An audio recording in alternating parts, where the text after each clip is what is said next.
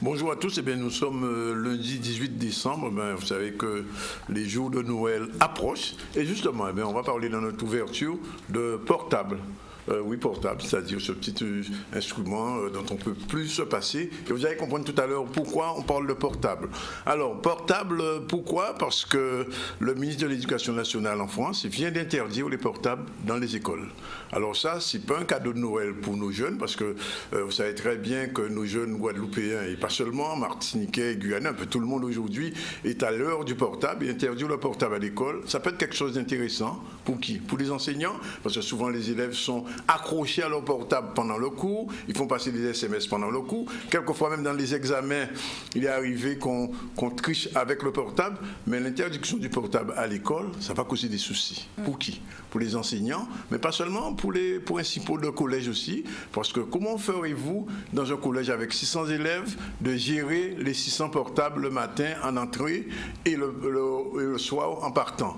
Alors est-ce qu'il y aura des casiers pour les enfants où ils déposeront leur portable? Est-ce que les enseignants vont fouiller chaque élève pour pouvoir capter le portable? Ça va être une grosse affaire. Et puis il y a aussi des parents qui disent souvent que le portable sert de lionnage, comme on dit ici, entre la maison et l'enfant en cas de malheur, en cas de bus raté ou de voiture en panne, etc. Il n'est pas sûr que les parents d'élèves aujourd'hui puissent valider réellement cette interdiction. Cela dit, qu'on pense un peu de ce qui se passe dans certains établissements où effectivement, à cause de portable, souvenez-vous de ce jeune qui a été assassiné devant le lycée de Bainbridge pour un portable. Alors c'est vrai que la question du portable aujourd'hui, c'est une question très sensible. Bien, on attendra la prochaine rentrée et on verra un peu comment les enseignants, les professeurs des écoles, les proviseurs, mais aussi les élèves et les parents d'élèves vont réagir face à cette interdiction qui, sur le principe, peut paraître juste, mais sur la pratique, ce sera plutôt compliqué. Je vous salue. Voilà, bien, bonjour Kessia. Bonjour Nani. Bonjour à tous nos téléspectateurs de Guadeloupe, de Martinique, de Guyane et de France qui nous regardent en ce moment, puisque vous le savez, Canal 10 est aussi capté non seulement en Guadeloupe, mais aussi autre part dans l'Hexagone et un peu partout. Et donc je profite pour vous remercier de votre fidélité, puisque depuis le sondage Médiamix de la semaine dernière, Canal 10 est la chaîne privée la plus regardée en Guadeloupe. Il faut le dire, parce qu'il y a une équipe qui travaille au quotidien. Voilà. Cela dit, aujourd'hui, nous allons recevoir tout à l'heure M. Marius Cancel, chargé de mission sur le partenariat au rectorat de la Guadeloupe. Peut-être on va l'interroger sur la question du portable, peut-être qu'il aura un point de vue à donner, mais en tout cas, il est venu pour nous parler de partenariat, parce que vous savez que chaque année, il y a dans les établissements scolaires ce qu'on appelle entreprendre en lycée, et justement, c'est le partenariat qui va se mettre en place pour l'année qui vient, 2017-2018, avec qui nous ferons le point. Ensuite, nous allons recevoir un jeune Guadeloupéen né en 1994 pour parler de cet ouvrage, Français par le crime. Il s'agit de Fabien Douglas. C'est un jeune auteur. Il a posé la question de notre identité et des problèmes, des relations avec l'État français au travers de cet ouvrage. Il sera notre invité et on devait recevoir aujourd'hui Michel Rinson, président du CIVAD. Il ne sera pas là aujourd'hui, mais nous pensons dans la semaine pouvoir le recevoir. Sinon, tout de suite, on va dérouler les titres avec Kessia. Bonjour. Et nous ouvrirons le journal d'aujourd'hui en partant sur le boulevard de Chanzy à Pointe-à-Pitre à l'occasion de la visite de Didier Lecci, directeur général de l'OF2I. Des titres pluriannuels de séjour ont été remis à des étrangers ayant satisfait leur obligation du CIR. Et puis nous nous rendrons au Moule à l'occasion de l'inauguration de la résidence Royal Quay, c'était samedi. Et oui, en effet, depuis 2015, la Seine-Samar aménage et construit sur la presque île de la baie du Moule un grand pôle de vie et de loisirs. Et c'est avec un arbre de Noël que nous terminerons le journal d'aujourd'hui en partant à Petit-Bourg, au jardin de Vallombreuse, où chaque année, comme la plupart d'entre vous le savent, a lieu un après-midi récréatif pour le plaisir des plus petits.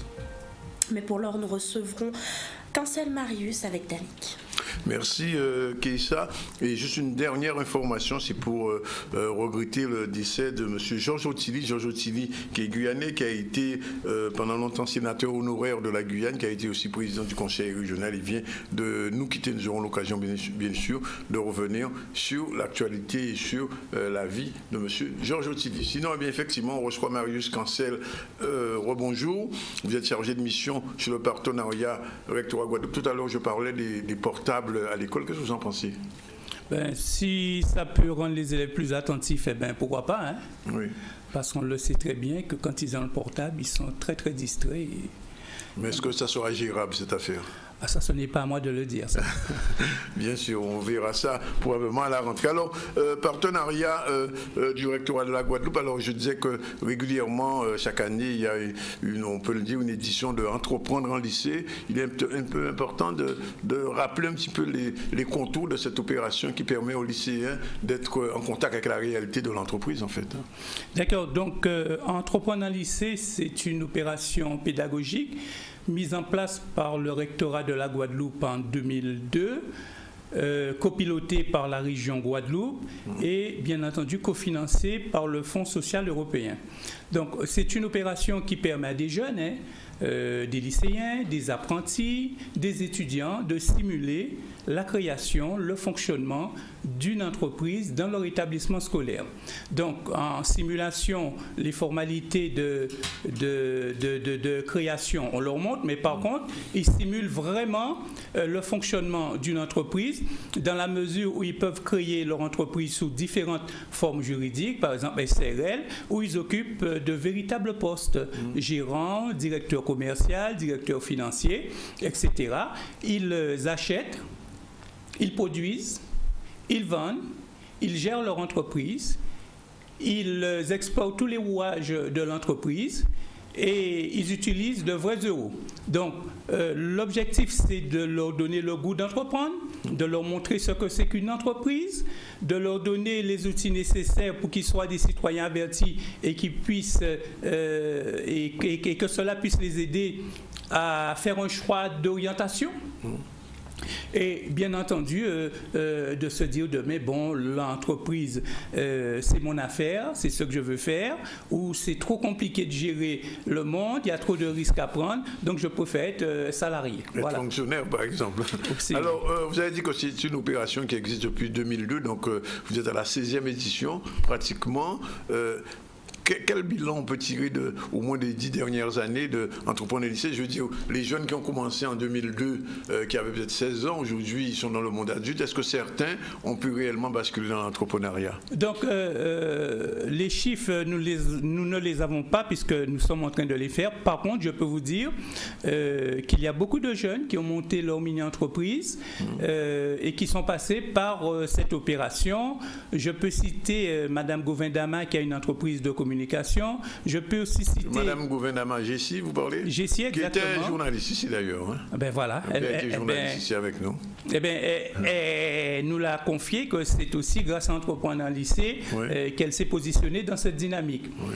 Donc, elle est chef d'entreprise maintenant. On a aussi une entreprise de Sainte-Rose, une jeune fille qui crée des gâteaux à base de farine de manioc. Oui. Et on a d'autres exemples.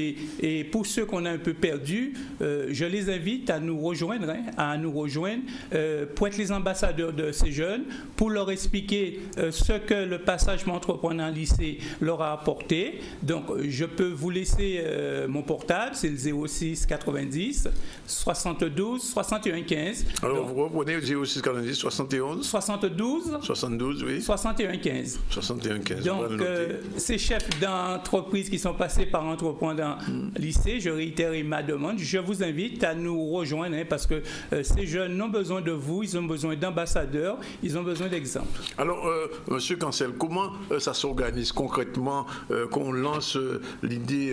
Est-ce que les jeunes sont accompagnés par des chefs d'entreprise extérieurs au lycée ou ce sont uniquement les professeurs de certaines matières qui les encadrent? Donc voilà, Entreprendre en lycée, c'est aussi les partenaires. Nous avons à peu près une 50aine de partenaires qui nous accompagnent. Donc les partenaires, ils nous accompagnent comment? Eh bien, ils nous accompagnent en mettant à disposition du personnel. Le personnel va intervenir en tant que formateur. Oui. Formateur qui va former les enseignants. Qui viennent au lycée. Je vais vous dire, non, je vais vous le dire. Donc, des formateurs qui vont former les encadrants, puisque les mini-entreprises sont accompagnées de 2 encadrants, enseignants ou quelqu'un d'autre de l'établissement. Des formateurs qui vont intervenir en tant que coach, puisque les mini-entreprises sont coachées. Ils les dirigent, ils leur apportent conseil pour qu'ils puissent réussir leur affaire. Des partenaires qui interviennent en tant que membres du jury aussi. Pourquoi membre du jury? Parce que nous avons des phases de sélection. Première phase, la présentation du dossier pour savoir si l'activité est recevable. Deuxième phase, la présentation du business plan. Le business plan, c'est en fait le plan de construction d'une maison, mais sous une déclinaison financière. Bien sûr. Donc, troisième étape après, ça va être la foire exposition, où ces jeunes vont exposer leur production dans les galeries marchandes de Destreland le 5 mai.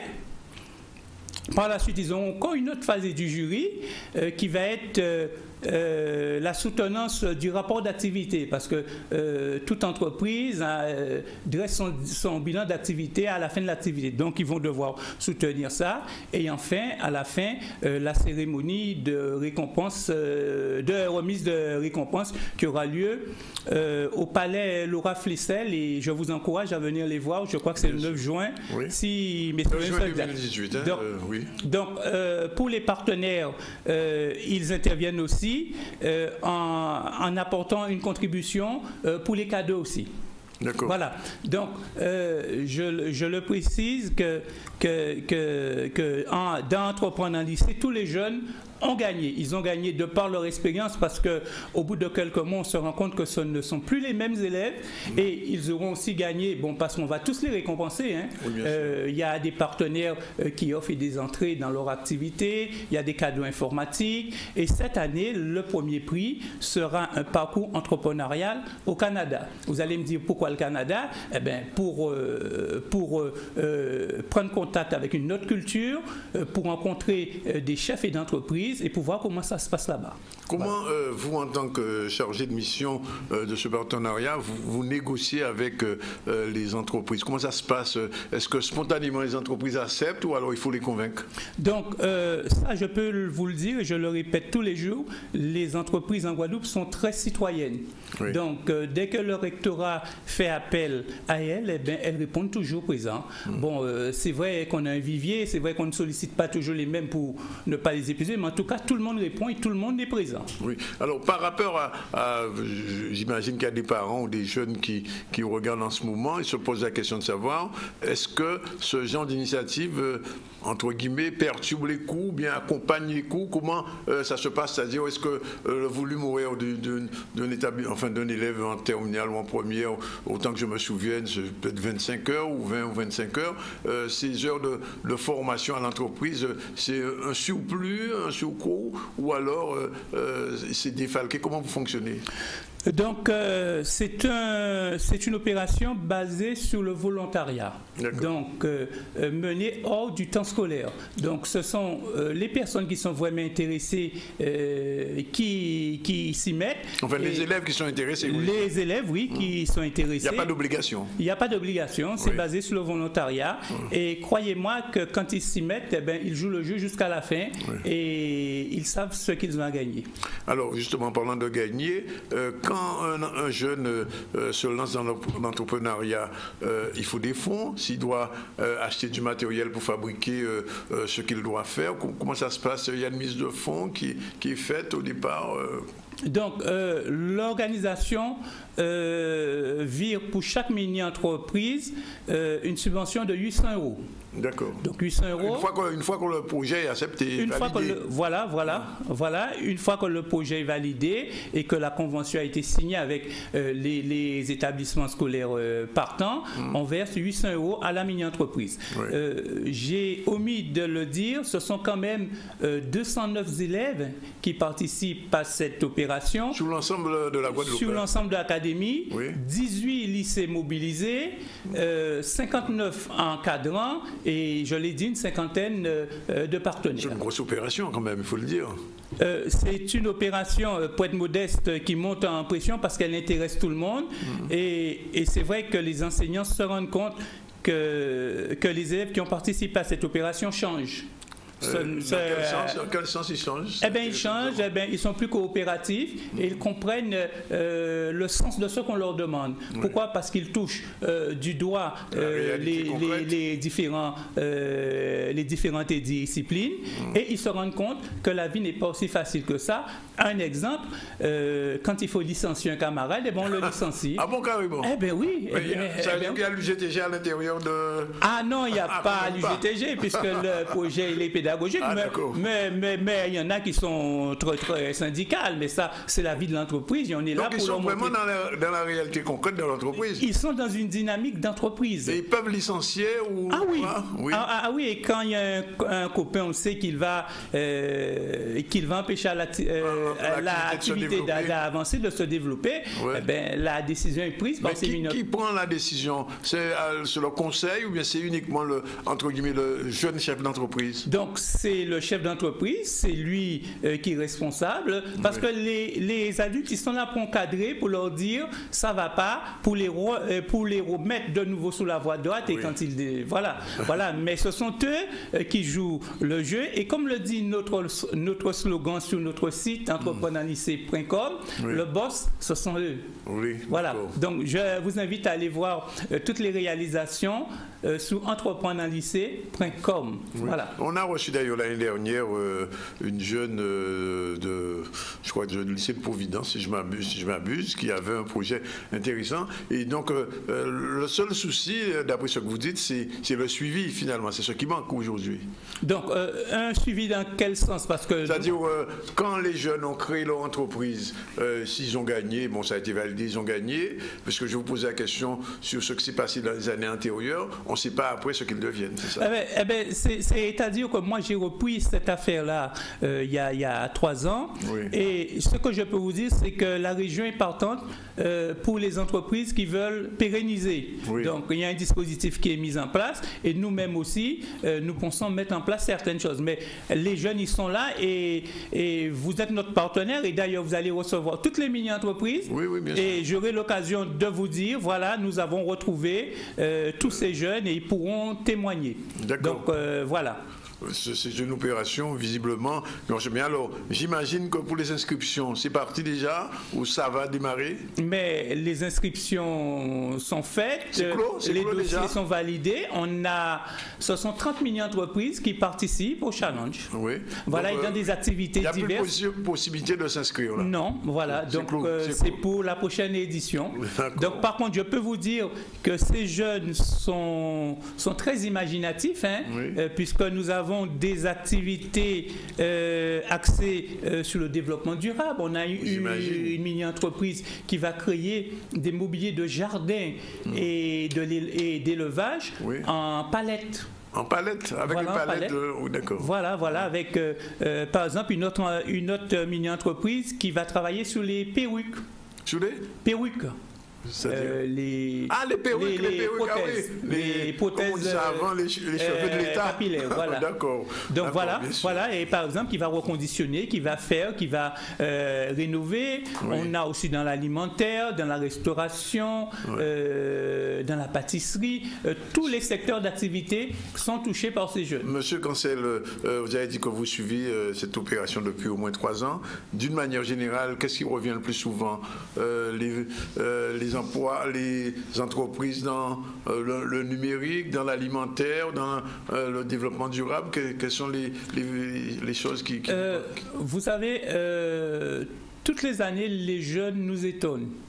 Donc le numérique, bon, on en a toujours parce que ça fait partie de leur monde, hein, c'est de leur vie. Bien sûr. Donc ils mettent en place des plateformes, voilà. Donc je ne vous en dis pas plus. Je souhaite que les auditeurs aillent sur le site entrepreneurslycée.com. www.entrepreneurslycée.com. Voilà. Et vous saurez tout parce que je ne peux pas tout vous dire parce qu'il faut les découvrir. Il faut surtout venir les encourager, ces jeunes qui ont besoin de nous. Tout à fait. Bien, on enverra probablement une équipe en reportage sur cette affaire. Dernier point, il est pratiquement 12h54. Une dernière question. Est-ce que ça peut déboucher sur des emplois? Eh bien, il y a des jeunes qui ont monté leur mini-entreprise. Je peux vous citer des jeunes qui étaient en situation de décrochage scolaire dans un lycée professionnel et qui sont partis faire des études d'ingénieur et qui reviennent pour monter une mini-entreprise. Donc, il faut le rappeler que c'est l'entreprise qui crée des richesses, c'est l'entreprise qui crée des emplois. Et on le sait très bien, l'État est en difficulté, l'État ne pourra pas embaucher tout le monde. Bien, écoutez, monsieur Cancel, on vous remercie. Je rappelle donc votre numéro de téléphone 0690 72 61 15 si vous voulez plus d'informations. Et puis, bien sûr, sur le site www.entrepreneurslycée.com où on pourra voir un petit peu les réalisations de ces jeunes. Et puis, quant à nous, au niveau Canal 10, on aura l'occasion effectivement de recevoir les lauréats et de voir un peu le panel d'entreprises qui seront mises à jour d'ici le mois de juin. C'est en juin les résultats? C'est au début du mois de juin, cérémonie de remise des récompenses à Laura Flessel, et j'invite les personnes intéressées à prendre contact avec moi pour réserver leur place. Voilà, ben, tout est dit. Merci en tout cas d'être venu nous dire tout ça. C'est rassurant pour nos jeunes et pour les lycéens. Sinon, ben, on va revenir à l'actualité directe avec Keïssa Zorobabel et tout de suite on va faire un petit tour sur le boulevard, c'est ça? Oui, Danick, puisque comme je vous le disais, ce matin, notre correspondant s'est rendu sur le boulevard de Chanzy à Pointe-à-Pitre pour la remise des titres de séjour pluriannuels à des étrangers. En effet, à l'occasion de la visite de Didier Lecci, directeur général de l'OF2I, des titres pluriannuels de séjour ont été remis à des étrangers ayant satisfait leur obligation du CIR, à savoir le contrat d'intégration républicaine. Des images de Michel Héraclide. À l'occasion de la visite du directeur général de l'OFI, M. Didier Lecci, qui est également préfet, sa visite en Guadeloupe, nous avons souhaité officialiser la remise d'un titre de séjour pluriannuel à des étrangers, migrants, qui sont en situation régulière, qui ont signé au sein de l'établissement un contrat d'intégration républicaine, contrat qui est prévu donc par la loi française et qui leur donne l'obligation de suivre un certain nombre de formations, formation civique, formation vivre en France et formation linguistique pour atteindre un niveau de français.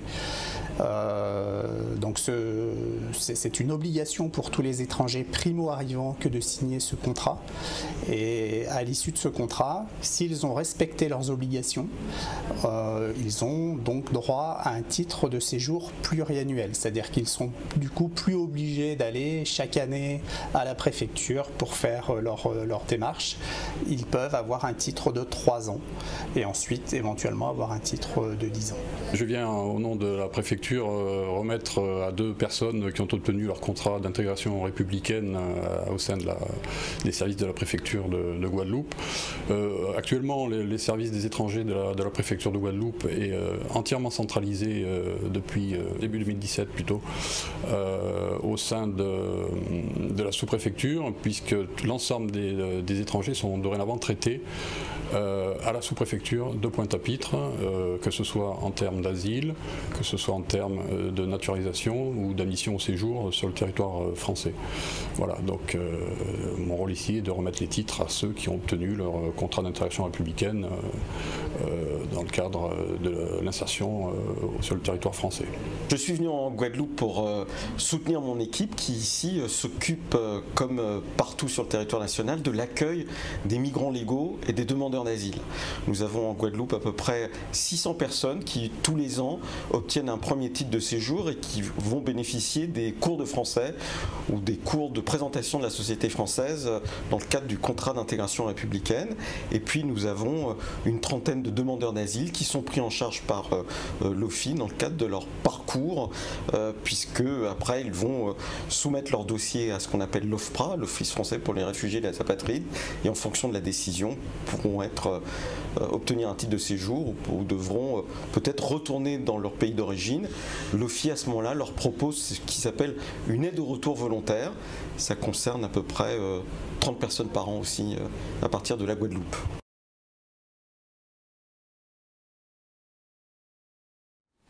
Et voilà, il est 12h58. On souhaite un bon appétit pour ceux qui sont à table. Nous rappelons, vous nous écoutez en direct de Radio Haute Tension, mais aussi de C10 FM 103. On se retrouve après la pub.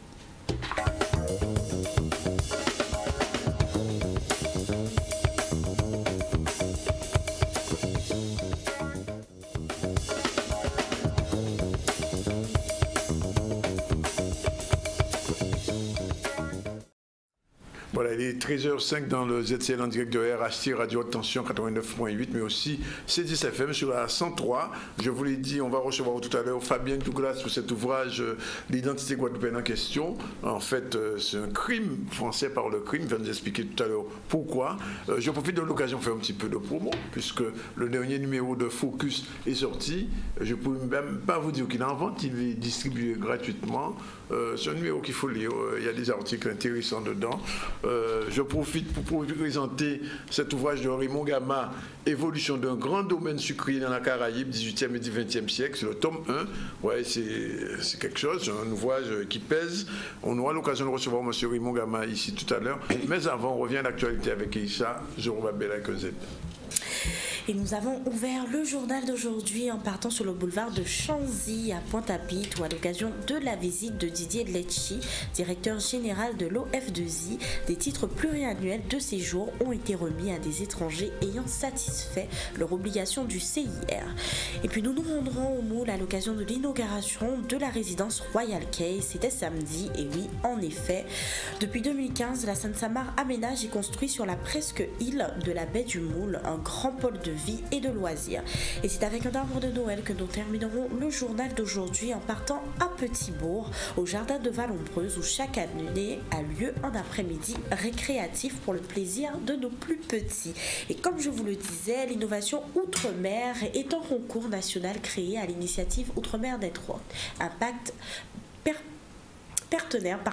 Partenaire, et Baby France, la remise des prix de la 3e édition s'est déroulée à la station F à Paris. Ont été récompensés lors de cette soirée des projets innovants, à savoir innovation technologique, de rupture et sociale, portés par des ultramarins. Daniel Yerso, directeur Outre-mer Network, au micro de Maurice Cessé. Pas mal d'innovations, c'est la 3e édition d'un concours qui s'appelle Innovation Outre-mer, qui est en fait le résultat de notre programme Ozone Outre-mer chaque année.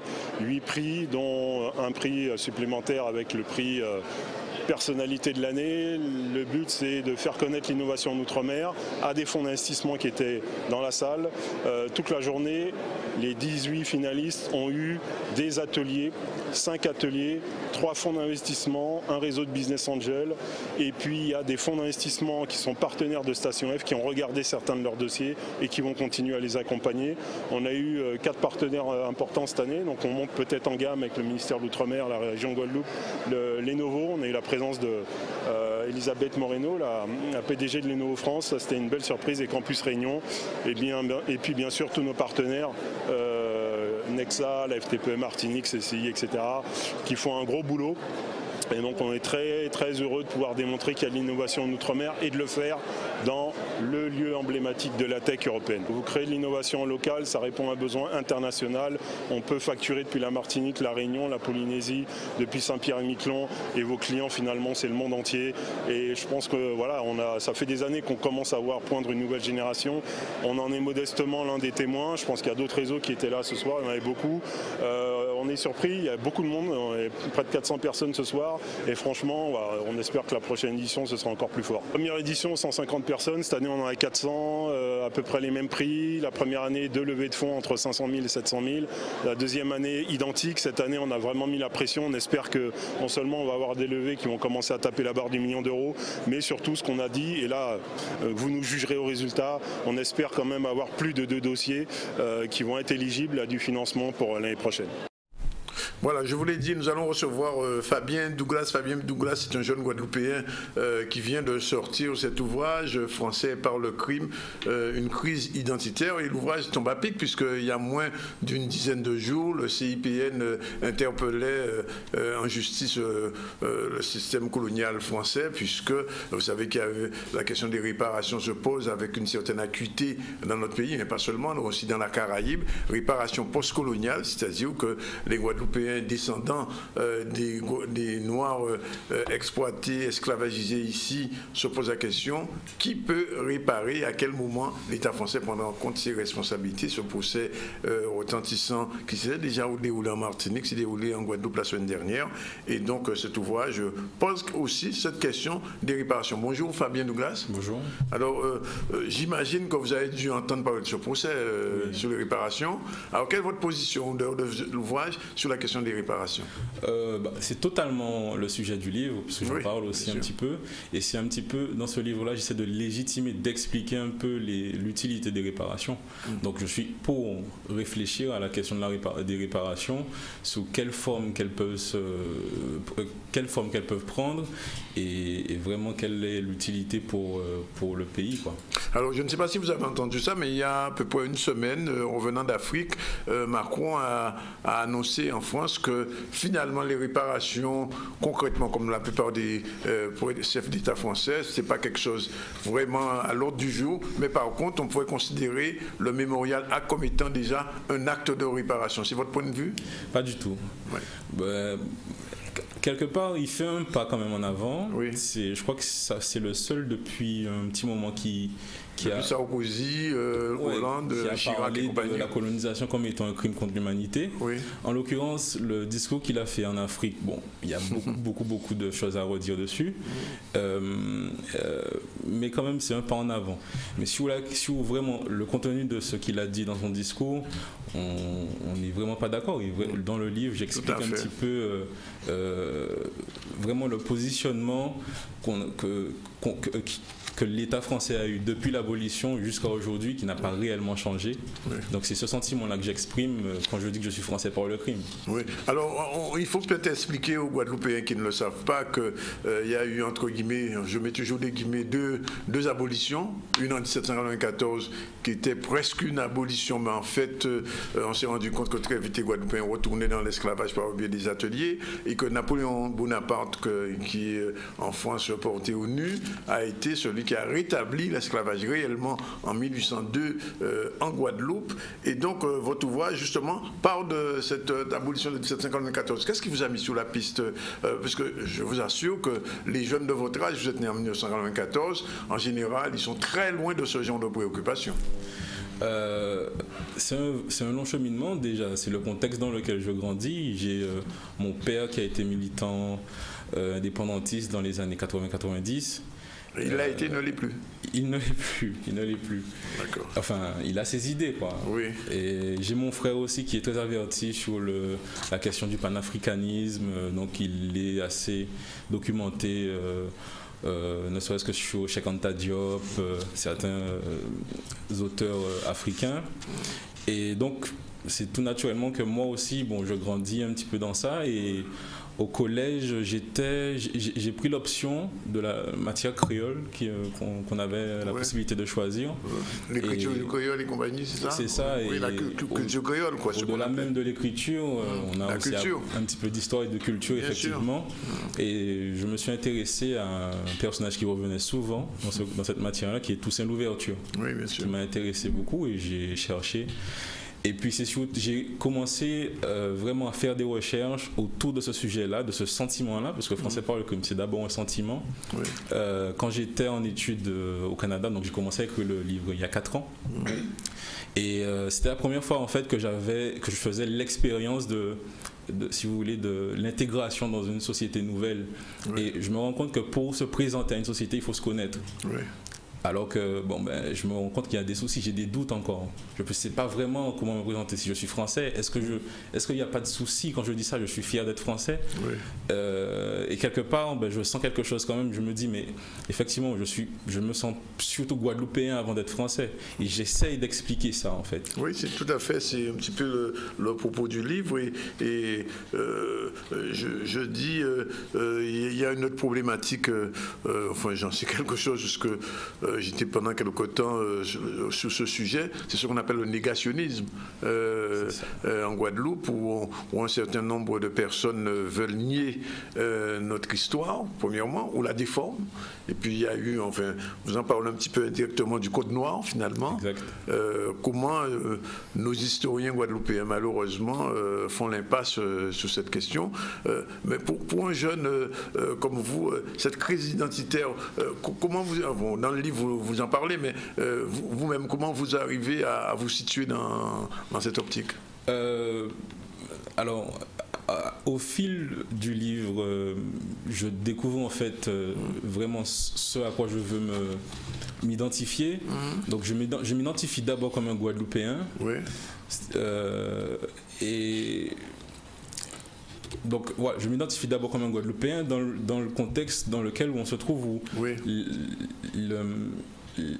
ceux qui exercent le pouvoir, que ce soit politique et culturel en Guadeloupe et en France, ne veulent pas reconnaître certaines choses qu'a apporté les Guadeloupéens, donc les descendants de personnes rendues esclaves. Donc moi, ça me pose un souci. Donc automatiquement, je préfère m'affirmer comme Guadeloupéen avant ma nationalité française. Oui, nationalité. Bien alors, quand vous citez quelque part Madame Duhamel, vaillante militante pour la cause noire, membre du MIR, Mouvement international des réparations, les Blancs eux-mêmes se sont mis hors humanité. Comment vous expliquez cette phrase? Ça vient de Madame Duhamel, effectivement. En fait, c'est pour déjà montrer que l'esclavage et la colonisation ne nous concerne pas que les descendants de personnes rendues esclaves. Ça concerne tout le monde, tous les héritiers de cette histoire. Et les héritiers de cette histoire ne sont pas que des Guadeloupéens, ne sont pas que des Martiniquais. C'est tout le monde qui vit, même des gens qui finalement rentrent dans le pays en France, se sentent finalement concernés, puisque au final il y a un héritage de tout ça. Et donc en fait c'est l'histoire de dire que comment quelqu'un peut prétendre qu'une partie de l'humanité n'en fait pas partie en fait. Oui. Et c'est là où on se dit il y a un souci. Donc on se dit qu'ils se mettent au-dessus, ils font de la suprématie. Donc ils sortent en fait de cette catégorie. C'est du racisme. C'est du racisme. C'est du racisme. C'est du racisme. Oui. Et pour moi, en fait, la réparation concerne aussi bien, donc c'est ce que ça veut dire, la réparation concerne aussi bien les Blancs, comme on peut dire, mais ça concerne aussi évidemment les descendants de personnes rendues esclaves. Oui, tout à fait. Alors, dans votre ouvrage, c'est assez rare pour les jeunes, c'est pourquoi je tenais à vous recevoir. Sur Le Monde, vous publiez une photo de Jacques Nestor. Alors, bien évidemment, Jacques Nestor, c'est ce militant du Gong, je le dis pour les gens qui ne le savent pas, qui est tombé, c'était il y a 50 ans. Les événements de 67, j'imagine, c'est un peu arrivé par le biais de votre famille, de votre entourage proche, ou vous avez trouvé ça dans des livres d'histoire à l'école? Pas à l'école non plus, et pas dans la famille. Non, c'est une histoire que j'ai entendue la première fois, je crois que c'était sur B-World Connection. Oui. Et ça m'a choqué, ça m'a marqué en fait, ça m'a intéressé. Et à travers le message que passait, d'ailleurs il y a monsieur Gama qui intervenait dans cette émission, il faisait passer une certaine émotion et j'avais envie de comprendre ça, la gravité de cette histoire. Oui, qui s'est passé il y a 50 ans. C'est ça, et donc j'ai fait des recherches et puis j'ai assisté aussi à des rassemblements organisés par le LKP, le GTG et tout, et voilà, ça m'a sensibilisé dessus et j'ai cherché. Et puis, alors, et c'est c'est quelque chose de très important, je trouve, dans l'histoire. Tout à fait. Alors, moi, ce que je retiens de cet ouvrage, c'est que vous, sur combien de pages moins de 100 pages, vous arrivez à balayer un petit peu toute cette histoire de la Guadeloupe de 1794 au LKP pratiquement. C'est ça. Alors, vous avez dû compiler beaucoup de choses. Ah ouais, c'est beaucoup de compilations, c'est beaucoup de recherches, c'est beaucoup de superpositions, c'est beaucoup j'ai essayé aussi de valider, de ne pas voir que ce que je veux voir, mais d'essayer de confirmer vraiment les faits que je relevais. Et étant donné que ma cible, c'est les jeunes... Oui, j'allais vous dire ça, c'est vous adresser à des jeunes. C'est ça. Donc, les vieux comme moi, on connaît déjà cette histoire. Exactement.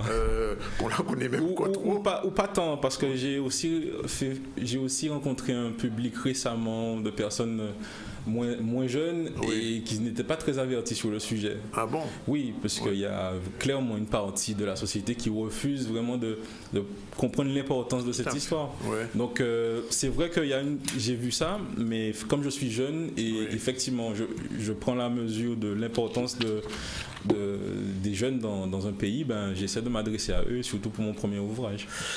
J'espère que ces jeunes-là vont lire cet ouvrage. En tout cas, je ne peux que le conseiller à tous les jeunes Guadeloupéens de votre génération, c'est-à-dire la génération des 90, ceux qui sont nés pratiquement avant le 21e siècle. Français par le crime, une crise identitaire. C'est un ouvrage qui peut aider à bien comprendre, à bien se situer, en tout cas je le crois, dans la société guadeloupéenne. Et curieusement, à la fin, je ne sais pas si c'est un pied de nez aussi. Pourquoi vous terminez par la phrase de Martin Luther King, I have a dream. C'est quoi votre dream, votre rêve?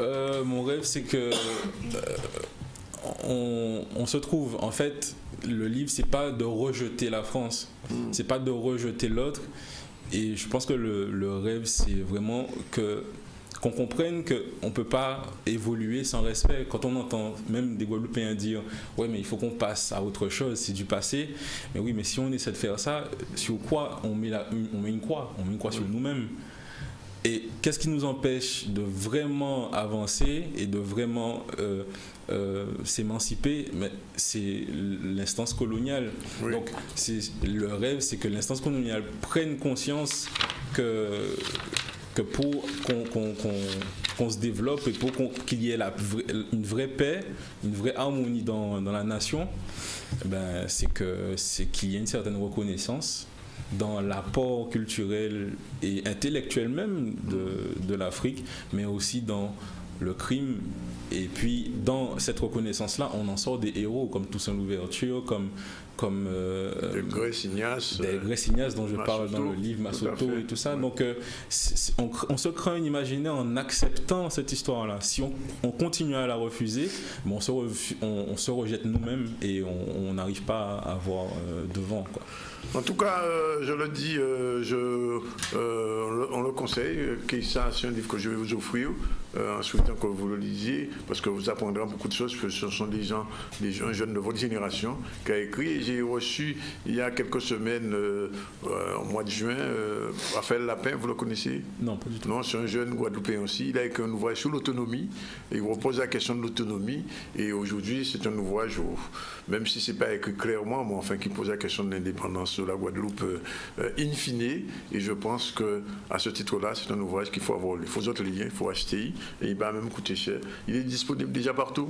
Pas encore partout, mais on peut le retrouver sur Internet. Donc on a un site Internet, Français par le crime. Oui. Et puis .com ou .fr? Françaisparlecrime.com, oui. Oui. Ou tout simplement la page Facebook Français par le crime. Donc on dit quand est-ce qu'on a du stock de disponible. Oui. Sinon on peut pas de signature prévue pour l'instant? Il y en a eu qui ont, ça s'est déjà fait, mais on va réorganiser ça. En tout cas, tenez-nous informés. D'accord. Et on fera toute la promotion nécessaire pour ce genre d'ouvrage, comme on l'a fait pour Roussikam la semaine dernière. Vous connaissez Roussikam? Non plus. Pas encore. Alors, c'est un livre c'est un livre qu'il faut falloir lire. C'est un livre écrit par Jean-Luc Divial. On l'a reçu pendant 3 jours la semaine dernière. Je ne cesse de le répéter. Et pendant 3 jours, il nous a expliqué l'origine égyptienne du créole. Parce que vous parlez aussi des Égyptiens et on remonte très loin dans notre histoire, mais ce sont des choses qui sont intéressantes. Voilà, il est 13h et je pense déjà 23 minutes. La suite du journal, c'était notre dernier invité pour aujourd'hui. La suite du journal avec Keïssa. Et comme je vous le disais, depuis 2015, la Seine-Saint-Marc aménage et construit sur la presque île de la baie du Moule un grand pôle de vie et de loisirs, à savoir le Royal Quay. Et en effet, en partenariat avec la région et la ville du Moule, qui intégrera un centre de thalassothérapie, spa, estampillier, de nombreux commerces et services de proximité, a vu son inauguration samedi matin. Des images de Olivier Moradel. La ville nous a fait confiance il y a 5 ans en nous permettant d'acquérir ce foncier pour une grande partie dont elle possédait, mais également de pouvoir régler le problème foncier général sur la zone et de pouvoir surtout imaginer un vrai projet d'aménagement global de cette presqu'île, un véritable pôle de vie qui va naître et qui a commencé à naître avec cette première tranche de 4 résidences qui ont été inaugurées ce matin, et surtout pouvoir y édifier un pôle de développement touristique avec, comme vous le savez, un projet phare d'hôtel Thalasso, Thérapie Spa, Serge Blanco. Ça permet de mieux développer le Moule et d'attirer aussi d'autres Guadeloupéens à venir vivre dans la commune du Moule, puisque vous avez vu qu'il y a plusieurs types d'opérations immobilières.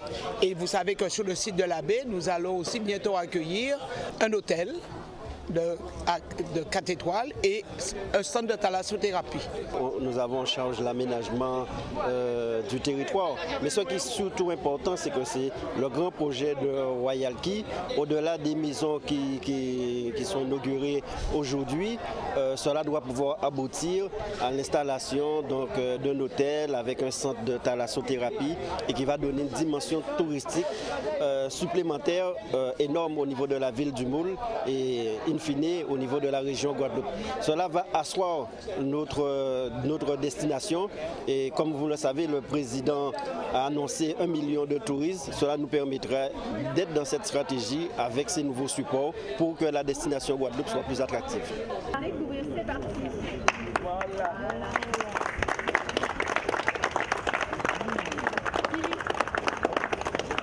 Et voilà, il est 13h25, on le redit, bon appétit pour ceux qui sont à table. Vous êtes en direct de C10FM, mais aussi de Radio Haute Tension. On se retrouve après la pub.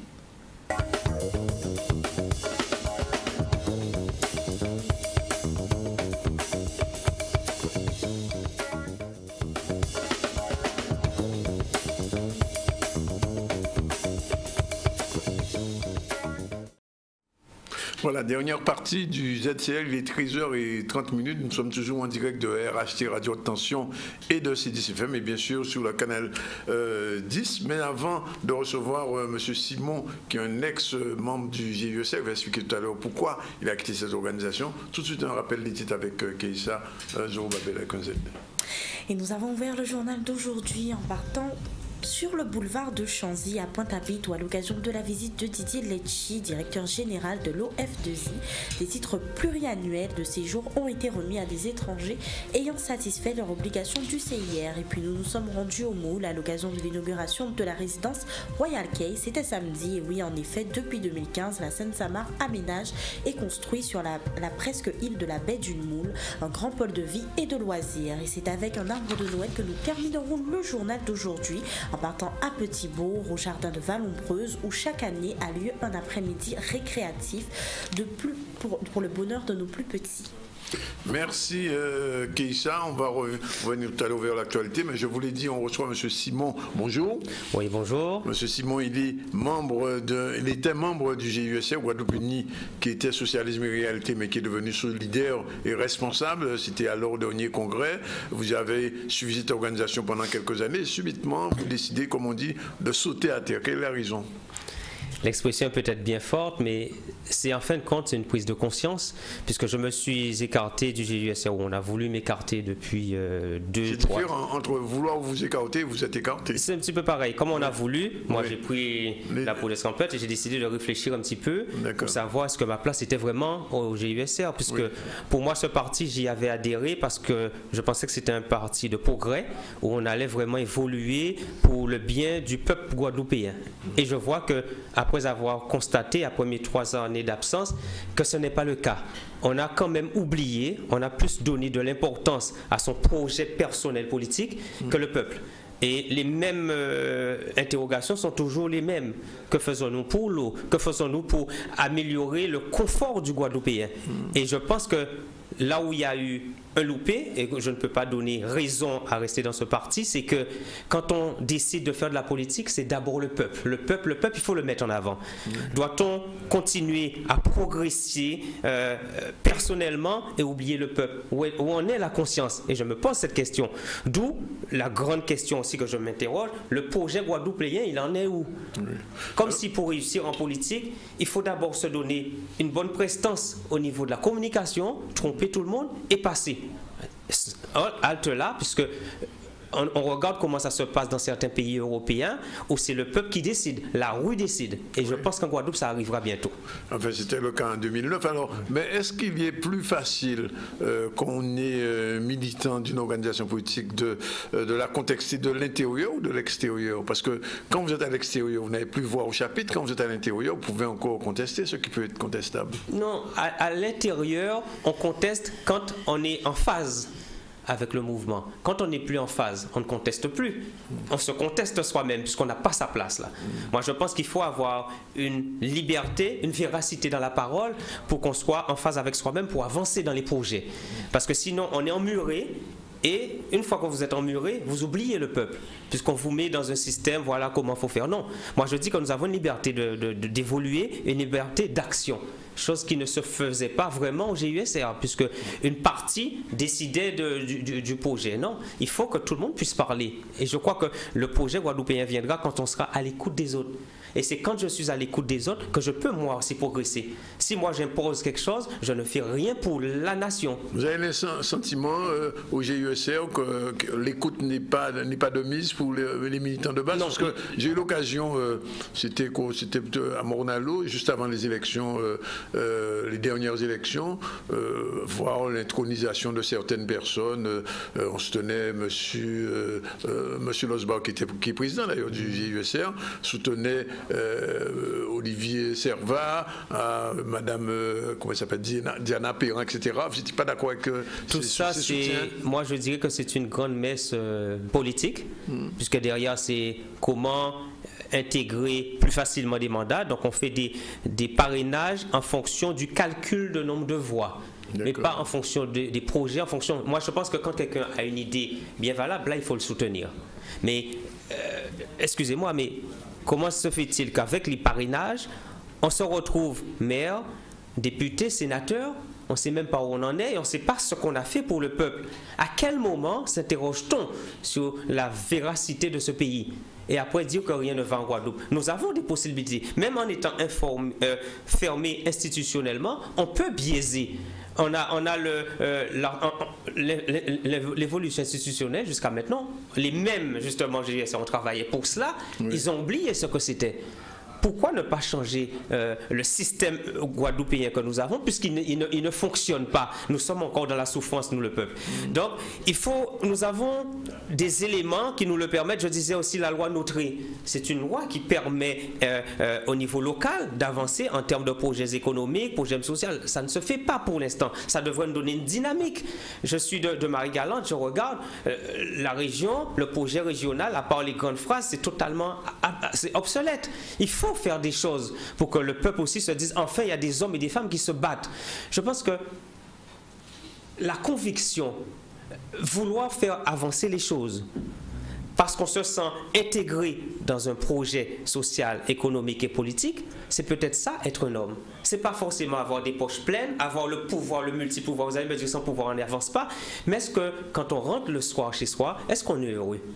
Parce qu'on n'a pas développé les doléances du peuple. C'est ça aussi, se mettre au service du peuple. Les mandats viendront après. Si vous voyez que vous travaillez correctement, je pense que le peuple va vous soutenir. Donc il faut cette dualité entre peuple-mandat.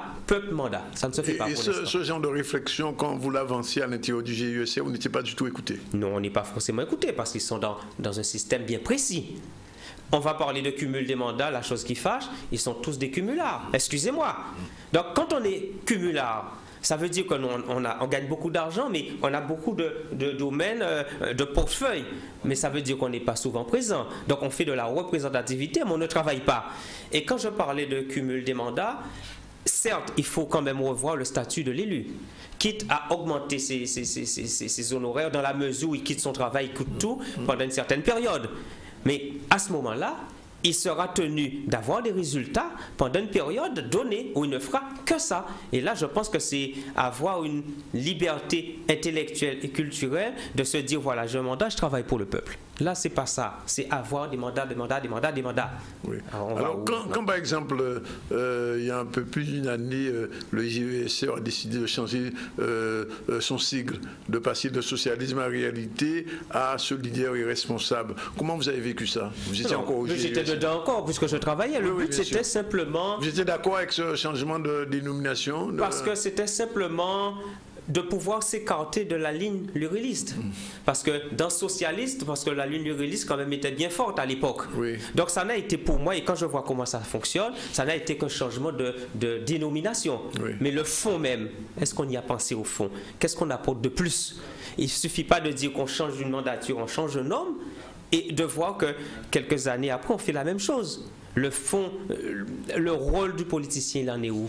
Alors, autre changement, autre chose, c'est, vous savez qu'il y a une petite polémique entre M. Chalus et M. Losbar sur la candidature de Mathiasin. D'un côté, on avait favorisé M. Luce à GESR, alors que M. Chalus, lui, souhaitait une candidature de Max Mathiasin. On n'a pas très bien compris ce qui s'est passé réellement entre ces deux leaders politiques, entre Chalus et Losbar. Est-ce que vous pouvez nous éclairer là-dessus, qu'on comprenne un peu le pourquoi? Ma réponse, elle va peut-être vous surprendre. Je ne suis pas là pour expliquer les mésaventures du GUSR. Oui. Mais simplement, je pense que si un groupe, si on ne s'entend pas dans un parti, c'est que ça veut dire qu'il y a un manque de communication. Ça ne parle pas correctement.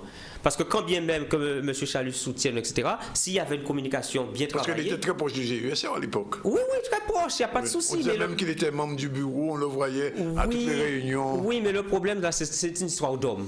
Oui. Mais normalement, ça doit se régler dans la famille politique et non dans les zones. Oui. Donc c'est ça le souci. Donc qu'il y ait Luce, c'est pas ça mon problème. Moi, je dis qu'en Guadeloupe, on doit enfin avoir une autre méthode d'approche de la politique, si bien que c'est pour ça que le peuple n'y adhère plus. Les gens, quand vous leur dites, voilà, je veux faire ça, il y aura ri, parce qu'on n'a pas ce côté sincère en politique. Oui. Je crois que je suis un petit peu comme Don Quichotte ces jours-ci. Je me bats contre les moulins à vent, mais il faut qu'il y ait des hommes forts. Mais derrière ça, je suis en train de travailler aussi avec une équipe politique. C'est ce que j'allais vous poser la question. Quel est votre avenir maintenant? Alors, mon avenir, c'est toujours en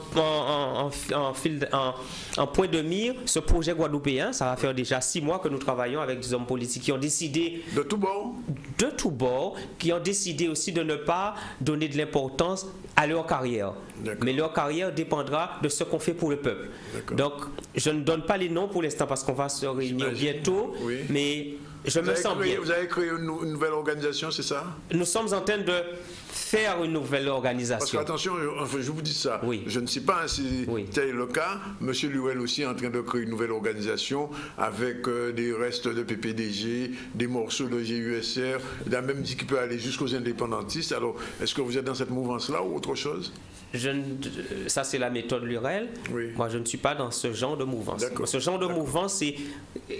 qui réunir pour avoir un projet guadeloupéen et non un projet de carrière. J'insiste beaucoup sur ça. Oui, j'ai bien compris. Voilà. Oui. Donc, d'ici quelque temps, vous reviendrez, M. Simon, pour nous dire exactement ce projet guadeloupéen. Je reviendrai avec ce projet guadeloupéen. Je reviendrai aussi avec les responsables avec qui nous travaillons déjà depuis 6 mois, parce qu'il faut être crédible quand on vient pour présenter le projet, le nom du groupe, où on en est et comment on compose et où on veut aller. Dernière question qui vous concerne directement.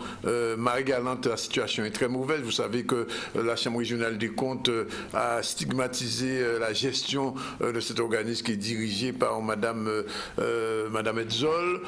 Vous savez que la canne Marie-Galante se porte mal. Vous savez que le problème de... J'ai entendu Jean Girard récemment encore monter au créneau pour l'hôpital de Marie-Galante. Vous savez que l'hôtellerie se porte mal à Marie-Galante. Enfin bref, plus rien ne va à Marie-Galante.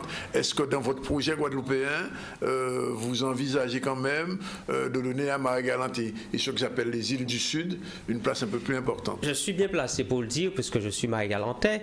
Quand je dis que le projet, j'envisage ce projet guadeloupéen, il intègre Marie-Galante. Oui. Mais pas question que Marie-Galante soit l'île qui suit. Oui. On doit recomposer différemment et donner aussi des priorités au développement de cette île-là. Marie-Galante, c'est à peine 9500 habitants. Malheureusement, c'était 15 milliards d'habitants. Un hôpital qui n'existe pas. Or, le ministre récemment de la Santé est arrivé quand on a eu l'incendie. Je dis c'est déplorable. Oui. Qu'elle fera tout pour que la Guadeloupe ait son hôpital. Oui. Et pourquoi, quand Marie-Galante était en pleine difficulté, pour des raisons soi-disant budgétaires, on a oublié Marie-Galante? Tout à fait. Est-ce que ça ne revient pas à moins cher de mettre deux activités réelles sur Marie-Galante qui ferait que l'activité serait là et que l'économie microéconomique va démarrer, qu'un hélicoptère qui passe à droite et à gauche? Les accidents qui se passent, personne n'est responsable. Comment des gens qui vont dans un hôpital à Marie-Galante restent 5-6 jours sans qu'il y ait une visite du médecin et après se chopent une pneumonie et quand on arrive ici, il est trop tard. Oui. Donc, il faut qu'on soit responsable. Donc, il faut l'hôpital à Marie-Galante. Moi, j'insiste, je ne suis pas celui qui rabâche les choses anciennes. Il faut un hôpital et le ministre, quand il viendra, on lui fera comprendre qu'il faut un hôpital à Marie-Galante avec au minimum 2 activités. Le bateau, c'est pas grand-chose. Donc, si on crée une bonne activité, on pourra faire venir aussi des patients de la Guadeloupe et venir à Marie-Galante, tout comme nous faisons. Parce qu'en fait, depuis quelque temps, il n'y a plus de Marie-Galantais. Ah, visiblement, les enfants qui naissent, les enfants des femmes Marie-Galantaises et des époux Marie-Galantais naissent en Guadeloupe. Mon grand-père, s'il se réveille de sa tombe, il ne saura pas où il se trouve. Parce que c'est rigolo, mais c'est important qu'on ait des gens qui viennent. Ça veut dire on est en train, par ce système seulement de l'hôpital, d'augmenter la migration vers les autres pays. Oui. Donc, il faut aussi, en dehors de cela, j'ai entendu dire qu'il y a un déficit sur Saint-Louis qui avoisine les 6 millions d'euros. Tout à fait. Alors qu'ils sont à peine 2200 habitants. Oui. Qui va payer? Oui. Mais la Cour des comptes n'est qu'un organe de conseil. Oui. Mais n'empêche qu'en 2014, il y avait déjà 2,8 millions de déficit à Saint-Louis. La communauté des communes qui devrait être l'institut majeur pour donner l'impulsion, à part le festival qui fonctionne bien. Oui. Il n'y a rien d'autre à Marie-Galante qui se fasse pour développer la canne. Au niveau énergétique, qu'est-ce qu'on met en place jusqu'à maintenant? Oui. C'est le statu quo. Or, on peut être un pôle attractif à Marie-Galante en termes d'énergie. Donc, il y a d'autres domaines à faire. Je parle de l'agriculture, l'éducation. À la rentrée, il y avait une classe qui avait 40 élèves. Est-ce admissible? C'est pas parce que je suis sorti, pour l'instant, j'observe, je regarde, j'ai mes yeux, je vais de temps en temps à Marie-Galante. Ça ne me plaît pas, cette situation. Donc, si on continue à ne pas, moi je dirais, c'est ne pas avoir de vrais projets, l'île va devenir une île perdue où nous aurons quelques milliardaires qui vont s'acheter des terres. Sans compter qu'il y a une population extérieure à Marie-Galante qui commence à prendre pied. Enfin, pas nous d'où un projet que je veux mettre en place, c'est-à-dire c'est une agence d'insertion pour que tous les Marie-Galantais qui ont été en Guadeloupe ou en métropole n'ont pas réussi vraiment, mais qui ont des attaches à Marie-Galante, qu'on puisse les faire venir dans un projet, dans un vrai projet. Ça peut faire venir à peu près 2500 habitants d'ici 6-7 ans. C'est déjà ça. Donc ça veut dire c'est une économie qu'on voit, mais soyons sérieux. Souvent, j'entends, ça devient un discours de salon, la continuité territoriale. Marie-Galante n'a pas ni continuité territoriale. D'accord? Monsieur Simon, on prend rendez-vous dans combien de mois? D'ici le mois de février, on peut se voir après le carnaval. Là, on parlera vraiment de projets et les thèmes vont peut-être choquer, des thèmes nouveaux, mais avec une véracité pour le peuple. Merci d'être venu nous dire tout ça. Il est 13h46. La suite et la fin du journal avec Keïssa. Merci. Et maintenant, partons pour Petit-Bourg, au jardin de Val-Ombreuse, où à l'occasion d'un arbre de Noël, chaque année, l'association CCAS organise un après-midi récréatif autour du thème de Noël. Les comités d'entreprise sont nombreux à choisir le domaine de Val-Ombreuse pour son cadre chaleureux et verdoyant, mais aussi pour les activités que ces derniers proposent à nos plus petits. Des images de Chris Kevimani. Chaque année, le CCAS de la ville de Petit-Bourg organise une après-midi récréative, festive autour du thème de Noël, autour du thème de l'arbre de Noël pour faire plaisir aux enfants et leur offrir des cadeaux. Oh là, ça fait peut-être la 6e ou la 7e, on en a déjà fait pas mal, donc je n'ai pas le chiffre en tête, mais peut-être la 8e, si j'ai bonne mémoire. Bon, ça fait des années que nous organisons des arbres de Noël. Et comme tous les ans, comme c'est un cadre agréable, nous avons beaucoup de jeux pour les enfants. Alors nous avons des comités d'entreprise, comme aujourd'hui la ville de Petit-Bourg, qui nous fait l'honneur de venir ici faire l'arbre de Noël, parce que non seulement c'est un cadre qui est agréable, qui est beau à voir, mais aussi les enfants ont beaucoup de jeux. Comme ça, pendant que les parents ils profitent pour visiter le jardin, ben, les enfants ont des jeux pour s'amuser. Ça fait déjà plus de 7 ans que nous organisons des arbres de Noël. Et depuis le début du mois de décembre, là, nous avons déjà organisé plusieurs. Même demain encore, nous avons, parce que c'est un site qui est beaucoup demandé, où les gens aiment ce cadre et les gens profitent pour venir effectivement passer une bonne journée dans le parc. Non, à l'issue de la fermeture des 14 et 15 décembre, l'école Saturnin Jazor, située au Gauzet, a fait l'objet d'une nouvelle opération de dératisation, suivie d'une désinfection et d'un nettoyage complet achevé ce dimanche 17 décembre. Le protocole de sécurité et d'hygiène du rectorat prévoit qu'avant la réouverture de l'école, les services municipaux et le directeur de l'école doivent s'assurer des bonnes conditions d'accueil des élèves. Cependant, aucun représentant de l'éducation nationale n'ayant pu assister à ce jour la visite de contrôle préalable, celle-ci qui devait avoir lieu aujourd'hui, impose de repousser donc la réouverture de l'école. Et voilà, Danick, il est quelle heure? Il est exactement 13h49 et on a pratiquement... D'accord, on a fini. Oui, un peu plus tôt que d'habitude. On fait un petit rappel des titres quand même pour ceux qui nous rejoignent que maintenant. Pour ceux qui nous prennent en... Voilà. Et nous avons ouvert le journal d'aujourd'hui en partant sur le boulevard de Chanzy à Pointe-à-Pitre où à l'occasion de la visite de Didier Lecci, directeur général de l'OF2I, des titres pluriannuels de séjour ont été remis à des étrangers ayant satisfait leur obligation du CIR. Et puis nous nous sommes rendus au Moule à l'occasion de l'inauguration de la résidence Royal Quay. C'était samedi et oui, en effet, depuis 2015, la Seine-Samar aménage et construit sur la presque île de la baie du Moule un grand pôle de vie et de loisirs.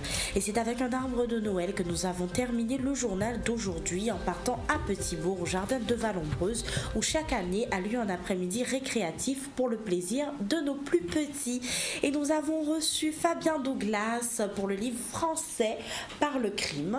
Livre que vous allez lire et dont on reparlera bien évidemment dans une prochaine édition. Voilà, c'est fini pour aujourd'hui. Oui, vous nous avez écouté en direct de Radio Haute Tension mais aussi de C10 FM 103. On se retrouve demain pour un nouveau ZCL. Voilà.